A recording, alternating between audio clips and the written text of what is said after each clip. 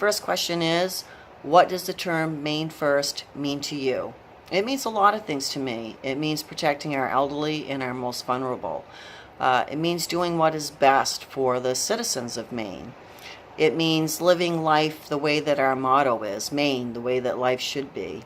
And it also means standing up and saying no to being the guinea pigs for these out-of-state organizations like the Maine People's Alliance and the gun groups and the everybody else that's coming in and trying to dictate our lives, that just don't follow the Maine values that we all grew up with. The next question is, what was your aha moment that got you into politics? I can't say that there was any real aha moment. Up until 6 years ago, I was unenrolled independent.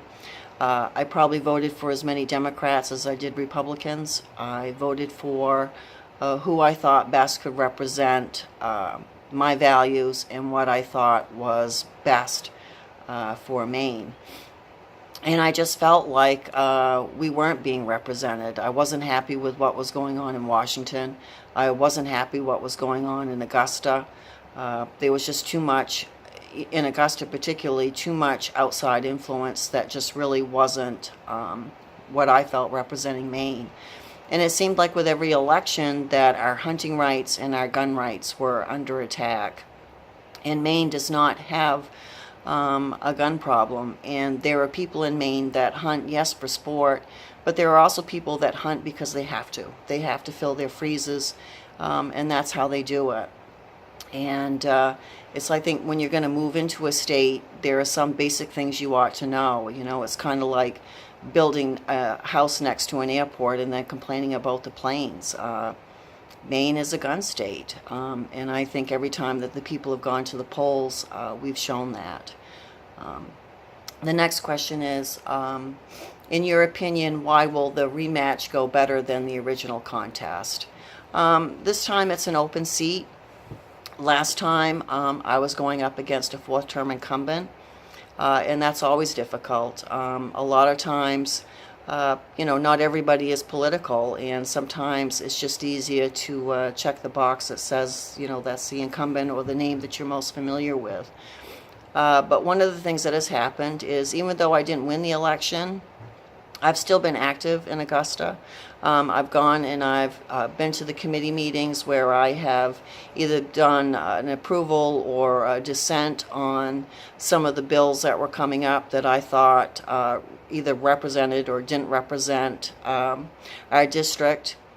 I've been really disappointed with some of the things of recent that have happened. For instance, every Democrat, voted against Female Genital Mutilation bill. And I've heard the reasoning and the excuses for that. They're all pretty lame.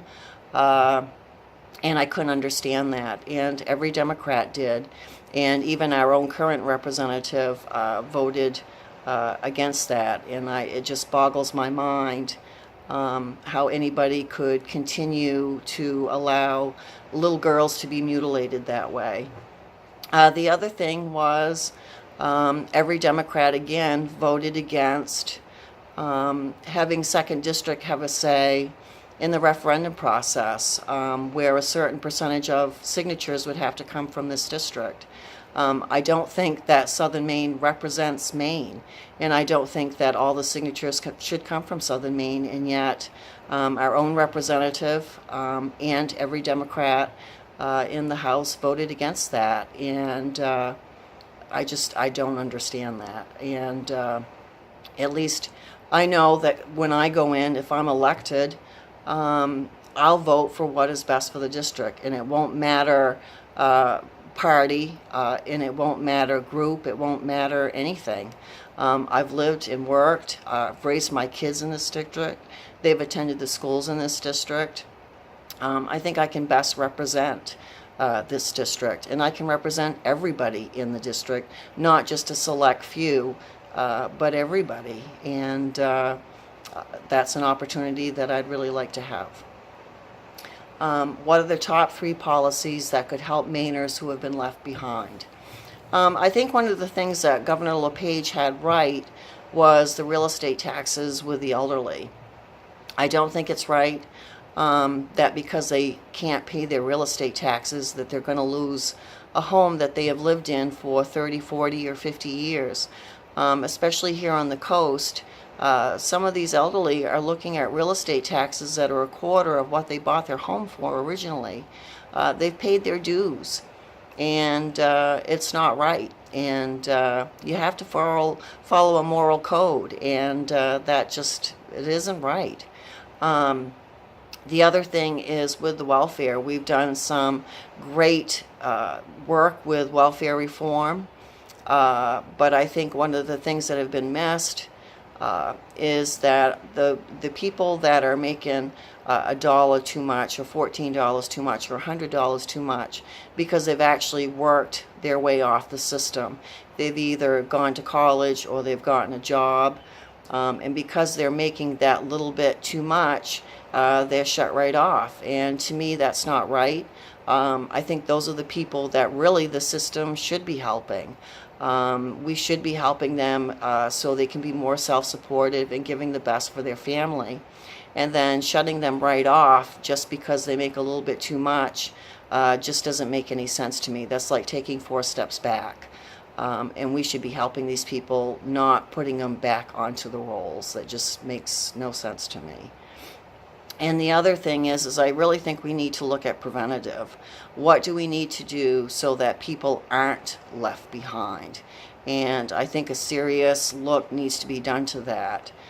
Whether it's education, even starting at the high school level, or any other dozen of ideas that could be out there. But we really need to work on not leaving people behind, and we need to work on the preventative so people aren't left behind. The last question is, if you could have lunch with President Trump, what would the mealtime conversation be? Well, that's a loaded question. I think probably the first one obviously would have to be his Twitter account. I think sometimes that has really worked for him, but I would have to ask him if he's thought that perhaps if he set like a 5-minute timer before he actually tweeted anything, if that might be a smarter way to go. I also would want to talk to him about health care.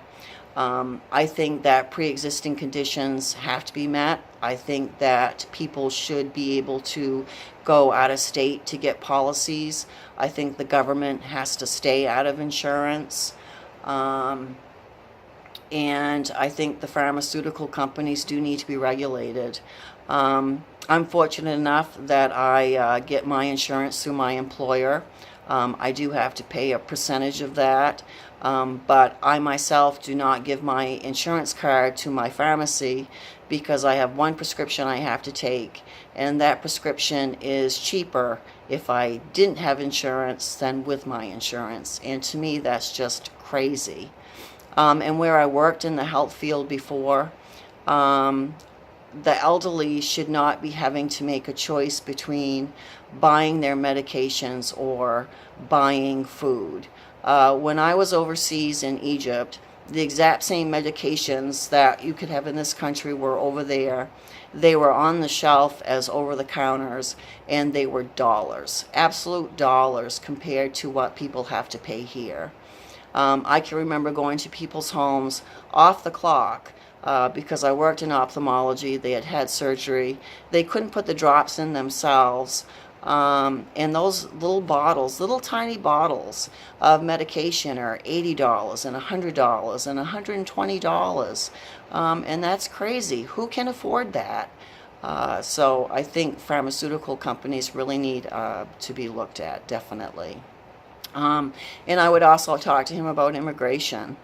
I welcome any immigrant that comes into the country legally, like so many of our own ancestors did. But you got to do it legally. The second you step over that line, you have done a criminal act, and you should be treated as a criminal. Why should you use up the resources that are desperately needed for American citizens? We have veterans that are homeless. Again, going back to the elderly and medications and everything else, we need to take care of our own first. I think the other thing I would have to talk to him about, of course, is term limits. I think that's absolutely necessary, is term limits. I can't even watch the evening news anymore. I just watch local news because it's gotten crazy. It's ridiculous.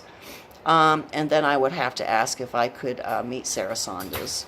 I think that she is a great example for young girls everywhere. She's strong, she's independent. Everybody out in that press room looks at her as though she is the enemy, and she handles it with class. So I would definitely want to meet Sarah Saunders.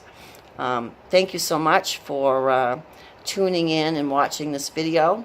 And if there's anybody else that has any questions, just hunt me down someday and I'd love to answer them. Thank you.